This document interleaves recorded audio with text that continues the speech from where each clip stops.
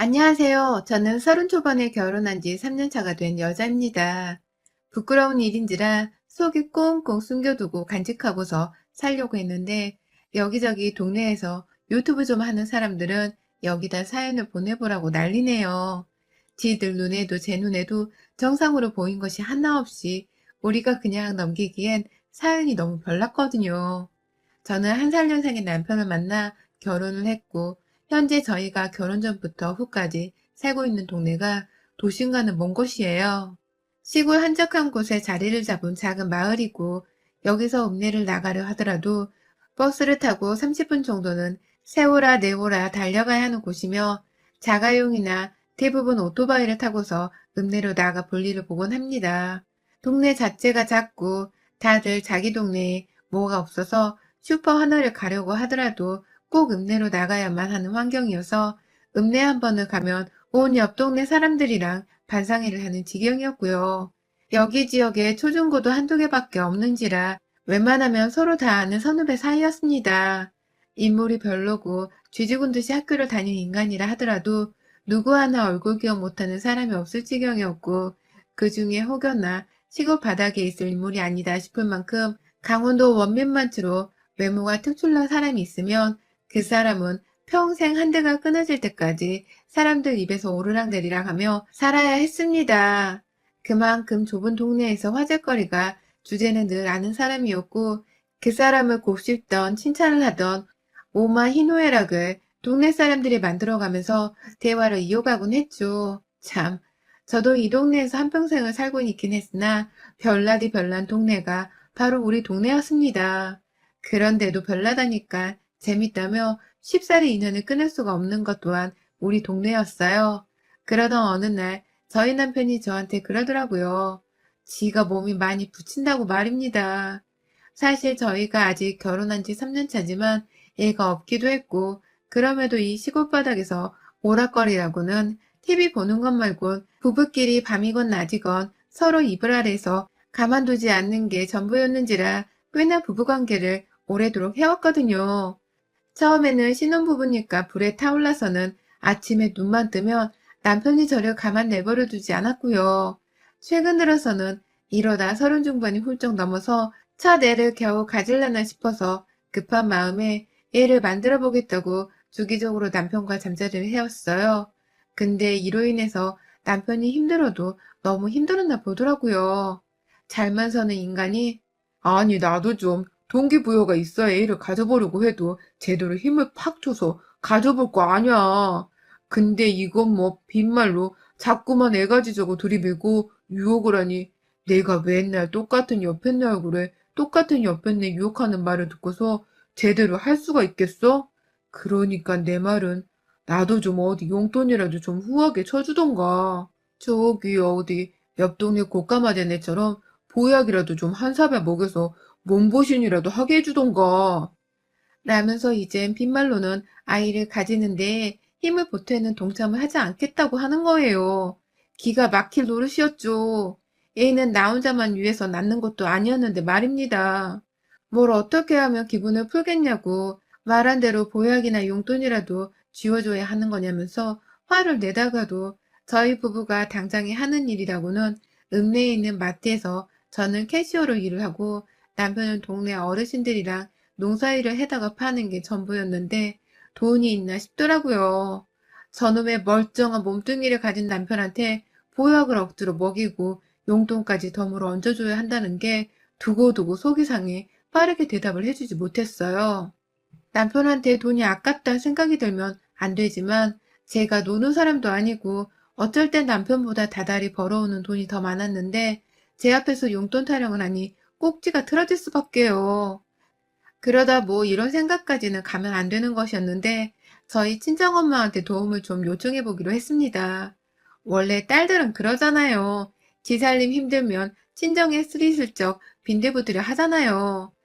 그 집까진 안 하려 했는데 저희 친정은 그래도 엄마랑 아버지가 큰오빠랑 같이 읍내에서 조그만 식당 하나를 운영하고 계셨거든요. 저도 알바를 하면서 돈 좀 받아보려다가 일 못한다고 거절당한 그 읍내 식당에서 나름 주변에 장 보러 온 손님들이 한두 번은 꼭 들리는 곳이었는지라 돈이 벌리는 중이었고, 그래서 저하고 남편은 엄마한테 슬쩍 도움을 받아보려 했습니다. 남편은 이런 저의 계획을 듣고는 처가댁을 볼 면목이 없어야 할 텐데 오히려 더 기고만장해져선 역시 당신은 머리가 똑똑해. 잘 돌아간다니까? 라면서 당장에 옷을 갈아입곤 절 데리고 저희 친정으로 향하더라고요. 엎어지면 코다나 가까운 동네에 살고 있는 저희 엄마를 찾아간 것이었어요. 백년 손님인 사위가 오니 버선발로 뛰쳐나와서는 환영을 해주시는 엄마는 곧 식당으로 출근을 해야 하셨는지 나갈 채비를 하고 계시더라고요. 남편은 엄마의 그 모습을 보고는 빨리 자신의 목적을 달성해야겠다 싶었는지 옆에 멀찌감치 서 있는 저를 보면서 몇 번이고 눈에 힘을 줘가며 궁시렁거렸어요. 저보고 직접 빨리 말을 하란 소리였습니다. 그런데 그게 어디 쉽나요? 기껏 오랜만에 친정에 찾아와서는 지 남편 보역부터 한 사발 해달라는 게 말이죠. 일부러 옆에서 남편이 절 어찌 쳐다보고 말건 한 귀로 한 눈으로 듣고 무시하고 흘리기 반복하다 엄마가 나 이제 식당 가야 혀 라면서 가방을 드셨고 그 순간 남편이 엄마의 앞으로 달려가 매달렸어요. 아이고 장모님, 나이 드신 우리 장모님이 이날 이제껏 출근한다고 그 먼 길을 또 가시고 사위라는 놈이 변변찮아 제대로 해드리는 것도 없고 라면서 멀쩡한 두 다리를 제대로 세우지를 못하고는 저희 집 마루에 앉아서는 신발 신느라 앉아있는 엄마의 눈높이를 맞추던 남편은 이내 그 엄청난 똘끼의 연기력이 발동이 되어선 장모님, 제가 이런 말을 어디 가서 하겠어요. 장모님이니까 털어놓죠. 아시죠? 우리 요즘 애 만들라는 거. 근데 그게 참 쉽지가 않네요. 제 몸뚱이가 너무 허해서 이게 참 그게 잘 안 돼요. 라고 말이죠. 무엇이 안 돼, 뭐?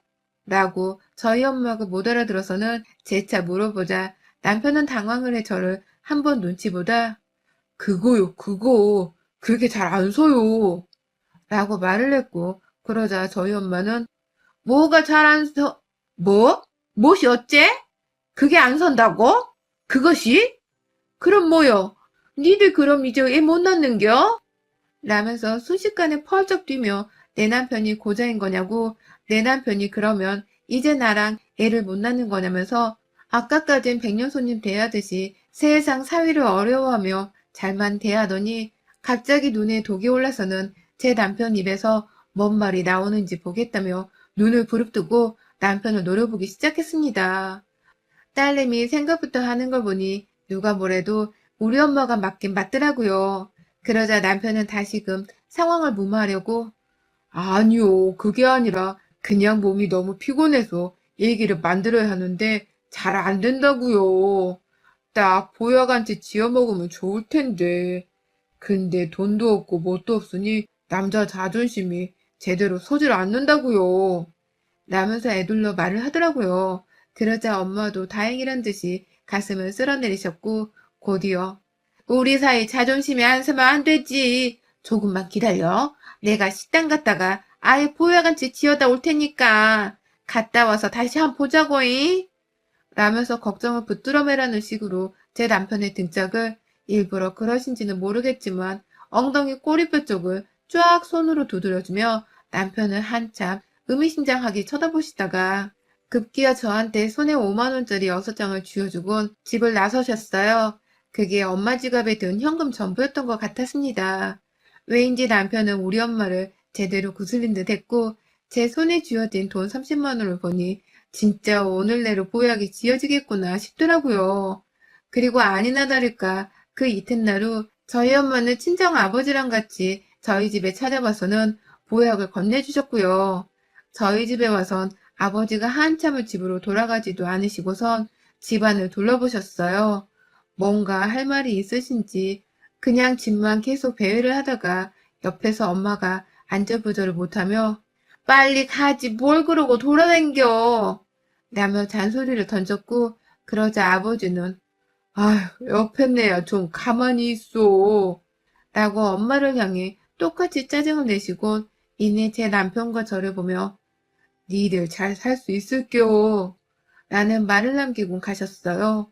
뭔 뜬금없이 보약을 전해주며 잘 살 수 있을 거란 어울리지도 않는 말을 하시는 건지 이해가 잘 안 가긴 했지만 우리 부부가 지금 아이를 못 가지는 것에 스트레스를 받고 있다고 생각을 하고 계시는 듯 했기 때문에 대수롭지 않게 넘겼습니다. 이제부턴 포약 잘 먹고 남편이 힘내서 우리가 좀 더 으쌰으쌰 해선 임신도 곧 하게 되리라 굳건히 믿었고요. 그렇게 그냥 엄마한테서 공짜로 용돈의 보약까지 받았다는 생각으로 기뻐했는데 그런데 그날부터 뭔가 동네 분위기가 이상해져만 갔습니다. 더 정확히는 내 남편이 겪은 일들이 너무 이상해져 갔어요. 남편은 농사일을 한다고 했지만 수입이 일정하지 않아서 가끔 시내로 저를 따라 나가서는 쓰잘데기 없는 시간을 보내기도 하고 오고 가는 아는 사람들 만나서 뭐 일자리 없나 물어보기도 하고 그러고 살았거든요.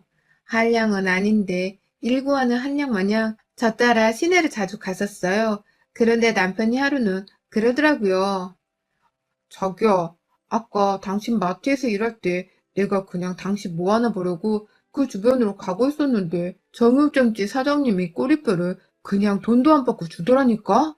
그 쪼잔한 양반이 공짜로 그걸 라면서 냉장고에서 진짜 한가득 들어있는 소 꼬리뼈 비닐봉지를 들고 와 보여주는 겁니다.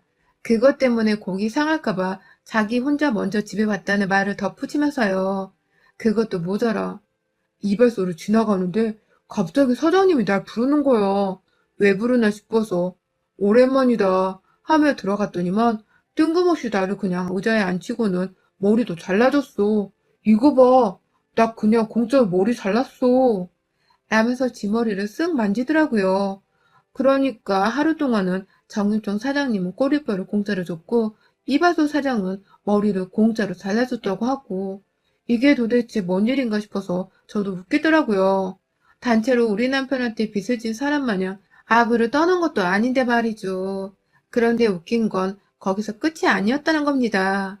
저희 남편은 학창시절 공부를 좀 못해서 하필지 초중고등학교 친구들 사이에서 불리우는 별명이 민대가리였어요. 뭐 성인 민씨인데 세대가리랑 섞어서는 민대가리라며 불리게 된 거였고 너무 오래된 별명인지라 남편도 그렇고 저도 그렇고 심지어 저희 시부모님의 친정까지도 그 별명을 기분 나빠하기보단 그냥 듣기 좋은 친구들의 애칭으로 여기며 살아왔는데요. 글쎄 민대가리라고 부르던 남편의 친구 셋을 시내에서 남편이랑 같이 장 보고서 오토바이를 타고 집에 가려다가 딱 마주쳤는데 저마다 친구들은 무슨 장례식장에서 영정사진을 보듯이 표정이 어두워져서는 서로 누가 먼저 말을 꺼낼지 눈치를 보다가 급기야 대표로 나선 친구 하나가 너 우리랑 술 한잔 해야지. 내가 술 살 테니까 약속을 잡어. 우리랑 술도 안 마시고 너 뭐하고 사는 게 요즘. 힘든 거 있음 우리한테 솔직하게 털어도 놓고 뭐 힘든 게 많겠지만 잘 견뎌내고 라면서 저희 남편을 걱정만 해주는 것처럼 말을 하더니 옆에서 다른 친구 하나가 술을 먹으면 안 되는 거 아니야? 안 좋을 텐데 라며 걱정을 했고 그러자 이내 세 친구들은 모두 다 고개를 끄덕이면서 그래 술은 안 돼 라며 맞장구를 치다가 저희 남편 어깨를 한 번씩 토닥이고 가던 길을 갔어요. 남편은 저것들이 낮술을 해서는 헛소리를 하는구만. 마누라한테 정을 못 부주고 사니까 결혼하고 나서도 허구한 날 친구 만나 술이나 퍼마시고 앉아있지. 지들이 마누라 옆에서 잔소리 듣고 살기 힘드니까 나한테도 힘든 게 있는 줄 알고 저런다니까. 나는 마누라 하나 잘 만나서 힘든 건커녕 장모님한테도 보약을 지어받은 걸 저것들은 알란가 몰라. 라면서 오히려 저 멀리 가는 친구들의 뒷모습을 보며 안쓰러워하면서 자신의 처지를 높게 샀고요. 얼마 전 받은 저희 엄마의 보약을 두고두고 좋아하면서 흐뭇해 하더라고요. 그게 마누라 덕이라고 하니 뭐 저도 기분이 너무 좋아서 그러게 저 오빠들 다 왜 저런데? 라며 또 한 번 대수롭지 않게 여기곤 집으로 돌아왔고요. 근데요, 이런 주변 사람들의 전에 없던 우리 남편을 향한 걱정, 그리고 별별 무료로 나눠주는 음식이나 서비스들이 차츰 부담스러워지고 이상해지기 시작한 건 불과 보약을 받은 지 한 달이 지나고 나서였습니다. 그날도 남편이 시내에 갔다가 급기야 동네 하나 있는 한의원에서 선생님이 우리 남편을 불러다가 점심밥을 사주면서 한약은 어때요? 몸에 잘 받는겨? 먹고 힘내야 쓸 텐디.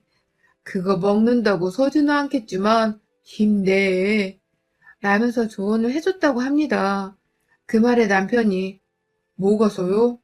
라고 물어보자 한의원의 선생님은 네 자존심 말이오. 자존심이 서야 할 텐디. 그건 네 마음가짐에 따른 거니께. 라면서 당황하고 멋쩍어 하듯 대답을 했다더군요. 근데 이 말은 우리 남편이 저희 엄마한테 했었던 말이었습니다. 보약 한번 받아보겠다고 오버해서 던졌던 그 말이요. 살짝 뭔가 아리송하다 싶었던 우리 남편은 내내 한의사 선생님과의 얘기를 머릿속에서 지우지 못한 채 생각을 하고 살다가 급기야 그 시내 안에서 친하게 지내던 형 하나를 우연히 또 만나게 되었는데요. 여기서 한 번 더 이상함을 감지할 쐐기가 박혔다고 하더군요.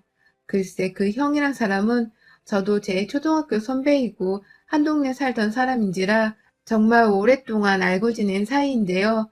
그간 저희 부부랑 정말 돈독하게 지내오긴 했지만 쉽사리 돈을 먼저 이유 없이 써보이거나 뭘 툭하고 사주던 사람이 아니었거든요. 그런데 갑자기 내 남편을 길거리에서 보자마자 술을 사주겠다고 인근에 있는 보쌈집으로 데려갔다는 겁니다. 거기서 보쌈 안주에다가 막걸리 2병을 턱 쏘는데 낮이었어도 이 형이 공짜 음식을 사준다고 하니 남편이 차마 거절할 수가 없어서 그 자리에서 안주에 막걸리 2병까지 의심 없이 그냥 다 받아먹었다고 해요. 그런데 술을 먹으면서 살짝 취기가 올라왔을 때 그 형이 그랬대요. 인생은 말이야, 다 그럴 때가 있는겨. 다 그런 걸 겪다가 백발노인이 되고 관에 누워 죽는겨. 너가 재수가 없어서 그런 게 먼저 왔겠지만 뭐 나한테도 곧 올 것이고 저기 저 보쌈집 사장님은 벌써 왔을지도 몰라. 다 살다 보면 차츰 그런 게 일곱시 오는겨. 그러니 힘내 동생. 네가 어쩌다 그렇게 됐을까이. 라면서 남은 막걸리를 지 속이 상한다며 입안으로 쭉 들이붓더니만 그 길로 깨꼬닥 하며 책상에 머리를 박고 쓰러졌다는 겁니다. 아주 꽐라가 되어버렸어요. 그 바람에 남편도 이게 도대체 뭔 일인가 싶기도 하고 그간 쭉 이 동네 시내에서 있었던 일들이 머릿속에 하나도 되새겨지면서 한 번쯤 따져볼 필요가 있다는 생각이 들었다고 해요. 그날 결국 사준다는 형이 불렀는데 꽐라가 된 형을 대신해 남편이 계산을 했고 지도 승질이 나선 식당 사장님께 형을 맡겨두곤 혼자 식당 밖으로 나와 거리를 걸었다고 하고요. 바로 저를 향해 마트로 찾아온 바람에 저는 마트 매니저 오빠한테 부탁을 드리고는 먼저 일을 끝마쳤습니다. 호주머니에 오토바이 키가 있는 걸로 봐선 운전을 해야만 집에 갈 수 있을 터인데 혼자서는 도저히 못 보내겠더라고요. 그래서 남편을 부축하면서 둘이서 막 남편이 오토바이 주차를 시켜놨다는 쪽으로 걷고 있었는데요. 거기가 중간에 시내시장 하나를 지나쳐야 해서 오고 가며 마주치게 된 동네 할머님들과 아줌마들이 정말 많았어요. 그런데 이 옆편네들이 정말 하나같이 우리 남편과 저를 보고서는 그냥 지나치지를 못하고선 우째하면 좋을란가. 우짠데. 저 젊은 나이에 우째 살라고 그란데. 라면서 하나같이 꽐라가 된 내 남편을 꼴에 안쓰러워 죽겠다는 듯이 한탄의 말을 뱉어내더니만 이윽고 괜찮아 그래도 돼. 그라고 살아도 살 수 있는 게 인생이여. 라면서 좌우당간 힘을 내라고 파이팅을 외치는 거예요. 이 시골 바닥에서 할머니들이 화이팅! 화이팅! 라고 말입니다. 저는 남편한테서 동네 사람들이 남편을 잘 챙겨준다는 소리를 입으로만 전해 들었지 이렇게 제 두 눈과 귀로 확인을 하는 건 처음이었습니다. 상당히 기분이 오묘하고 나쁘고 뭔가 내가 지금 모든 걸 다 이해하지 못한 듯한 꺼림직한 기분이 슬슬 들기 시작하는 와중에 저희 남편도 술에 취하다 말고 오다가는 옆편네들이 자꾸만 지 걱정을 사서 해주니까 도저히 못 참겠는지 좀 그만 좀 하라고요 좀. 뭔디 이렇게 나를 걱정하는겨. 왜 다들 나를 이렇게 걱정하는겨. 라면서 술이 취한 채로 몸을 흔들어대며 그만 좀 걱정을 해주라고 막 짜증을 내는데 가뜩이나 술에 취해 제정신이 아니게 보이는 남편이 저한테 의지해서 거리를 걷고 있는 모습이 많이 외로웠는지 아줌마들과 할머님들은 아예 지나쳐 가려다 저희 부부를 따라보면서까지 괜찮은겨? 상태가 매일 이런겨? 힘들만도 하지. 얼마나 힘들겨? 라면서 혀끝을 차는 소리까지 내기 시작하셨어요. 어느 아줌마 일행들은 한참을 쫓아오면서 급기야 우리 남편은 안 그러니 천만 다행이지. 라며 지네 집 남편이랑 우리 남편을 비교하기 시작했고 그 바람에 제가 뿔이 나버려 잡고 있던 남편을 손에서 놓아버리고는 아줌마를 향해 고함을 질러버렸습니다. 아니 아줌마 말을 그렇게 하면 안 되죠. 우리를 본 세월이 몇인데 아줌마 남편이 내물의 환갑인데 지금 마흔도 안 된 우리 남편을 그 집 양반이랑 갖다 비교를 하는 거예요. 아니 뭔 비교를 하겠다고 우리 남편은 그 집 할아버지랑 라면서 소리를 지르자 급기야 그 아줌마도 기분이 나빴는지 아니 그건 또 아니지. 어째 사지 멀쩡한 우리 남편은 네 남편이랑 비교를 하냐. 네 남편이랑 내 남편을 비교하는 건 나의 마지막 남은 자존심을 깎아먹는 것이요. 말은 똑바로 해야지. 라면서 오히려 제게 화를 내셨어요. 그 말에 주변 할머니들이고 아줌마들은 죄다 들러붙어 싸움 구경을 하면서 그렇지, 그렇지. 라고 수긍을 하셨고요. 그쯤 되니 우리가 이 동네에서 뭔 잘못을 제대로 단단히 한 건가 싶어서 혼란스러워졌고 남편은 길바닥에 넘어지며 술이 완전히 깨버린 거지 제가 싸우는 동안 얘기를 다 들으면서 정신을 차리고 또박또박 말을 하더라고요. 아니, 말 좀 해봐요. 제발 누가 말 좀 해주라고. 내가 지금 뭐 어떤디? 내가 지금 어떻길래 나한테 여기저기 다 괜찮다는 말을 하고 그래야. 나 잘 살고 있는데 왜 자꾸 나한테 화이팅! 하고 힘을 주냐고요, 힘을. 라면서 짜증이 이빨에 섞여선 서 있던 제자리에서 두 발을 동동 구르며 화가 치밀어 올라 죽겠다고 울분을 토하는데 한 할머니가 그러더라고요. 네 고자잖아. 라고 말이죠. 우리 다 알고 있는데 그렇게까지 속여서 뭐 얻을 게 있다고 거짓말을요. 땡! 그러면 못 써. 우리가 다 서로 얼굴 보고 산 세월이 얼마인데 너는 앞으로 무엇이 부끄러워 고자인 것도 숨기려고 그러냐. 라면서 저희 부부가 미처 무슨 일이 돌아가고 있는 건지를 제대로 생각해 보기도 전에 할머님은 그런 엄청난 폭탄 발언과 다름없는 내 남편이 고자란 말을 그 아줌마들 앞에서 당당히 밝히며 자기들은 다 이해를 하니 창피하지 말라는 말을 하셨고 그 바람에 저 설마 나도 모르는 사이에 내 남편이 고자가 된 줄 알고 바로 남편을 향해 너 고자야? 라며 소리를 질렀어요. 그러자 아줌마들이고 할머니고 흠이 라면서 동시다발적으로 탄성을 질러내더니 마누라는 몰랐던 거야? 라며 제 남편을 향해 일제히 사기꾼이라고 노려보기 시작하셨고요. 그러자 뒤편 가게에 있던 아저씨들도 뭐요? 마누라도 속이고 있었던 거요? 그러면 안 되지. 마누라는 알고 있었어야지. 라면서 뛰쳐나와 싸움판을 구경했어요. 그러자 남편은 이게 뭐 어떻게 돌아가고 있는 거야? 내가 왜 고자야 자기야? 라면서 울부짖었고 그제서야 아차 싶더라고요. 그리고는 제가 그러니까 나도 모르겠다고. 우리 어제도 같이 잤는데 갑자기 내 남편이 왜 고자가 된겨? 누가 우리 남편 고자랬어요? 어떤 쓰발놈이 내 남편 보고 고자랬냐고요. 라면서 막 윽박을 지르자 또다시 그 자리에 있던 온 시내 사람들이 뭐요? 어제도 잤다고? 그럼 너 고자 아닌겨? 라면서 동시다발적인 탄성을 지르며 가슴을 쓸어내렸습니다. 네, 이제 보니 동네 사람들은 저희가 보약을 받은 지난 한 달 동안 저희 남편이 고자라서 거기가 안 서는 남자라며 자기들끼리 쑥덕쑥덕 거리면서 뒷말을 주고받고 살았더라고요. 무려 한 달 동안 온 동네 사람들이 내 남편의 이름을 들먹이면서 고자라는 헛소리를 전하고 다닌 바람에 정작 우리 부부를 제외한 모든 사람들이 우리 남편이 고자라는 헛소문을 믿어왔었고 결국 이 수치스러운 소문은 동네 사람들을 넘어 정말 길가의 개새끼도 알 정도로 모르는 사람 하나 없이 파다하게 퍼져 나갔습니다. 재미없는 시골바닥에서 사람들이 뭐 하나 물고 뜯을 거리 하나를 지대로 문 꼴이었습니다. 남편은 결국 이 소문의 진위를 파악해 경찰에 신고를 하든 서울 가서 고소를 할 거라고 막 난리를 피워댔고, 그러자 아줌마들이 입방정이 실수했다며 사실대로 털어놓더라고요. 범인은 저희 엄마였다고 말이죠. 그러니까 내막을 더 살펴보고 나니 저희 엄마는 애초에 저희 남편 보약을 지어주겠다고 시내에 왔던 그날부터 내 남편이 고자였기 때문에 보약을 지어먹고 싶어 했던 것이라고 남편의 말을 제대로 혼자 오해를 해서는 만나는 사람들마다 앞에 앉혀놓곤 우리 사이가 있잖아. 내가 참 이런 말을 해야 할지는 모르겠지만 글쎄 고자라네. 잘 안 쓴다고 하더라고. 나한테까지 찾아와 보약한채 지어달라 부탁을 하는데 내가 거절을 할 수가 있었어야지. 뭘 해주면 좋을까? 무엇을 해줘야 쓸까?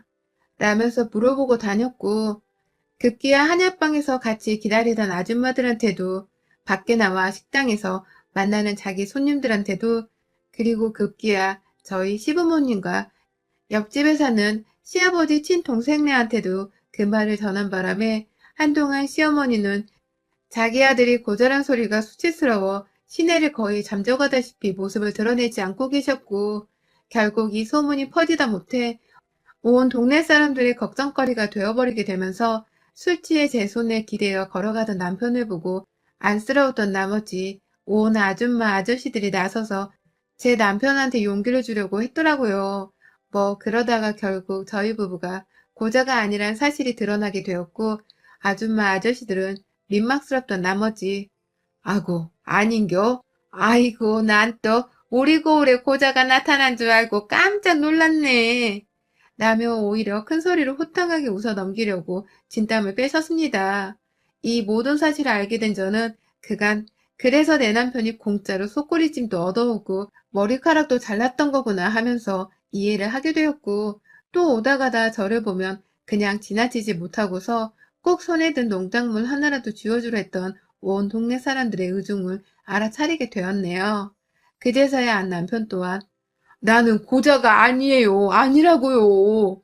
라면서 시내 한복판에서 지나가는 차 안의 사람들도 다 들으라는 큰 소리로 자신의 결백 같은 진실을 주장했고, 그렇게 저희 부부는 그날 시내에서 남편의 고자가 아니라는 신고식 같은 것을 지대로 치르고는 힘이 다 빠져 집으로 돌아왔네요. 이제 저희 부부한테 공짜로 고기 넘겨주고 이발해주는 사장님들은 안 계시고, 오히려 이발소 사장님은 저번에 머리 잘라준 거 외상값 갚으라고 저희 남편한테 돈을 달라 했다네요. 참, 우리 엄마도 너무하시지. 어째 사위 고자인 걸 부끄러운지 모르고 사실 파악도 안 된 상태에서 여기저기 떠벌리고 다녔나 몰라요. 그냥 이렇게 된 거 차라리 비밀로 한 채 좀 더 공짜로 많이 얻어먹다가 고자가 아니란 사실을 밝힐 거 그랬나 싶어서 아쉽기도 하네요. 그래도 다시 한번 이 자리를 빌어 동네 주민들한테 말해보려 합니다. 우리 남편 고자 아니에요. 여러분의 생각은 댓글로 남겨주세요. 오늘도 시청해주셔서 정말 감사합니다.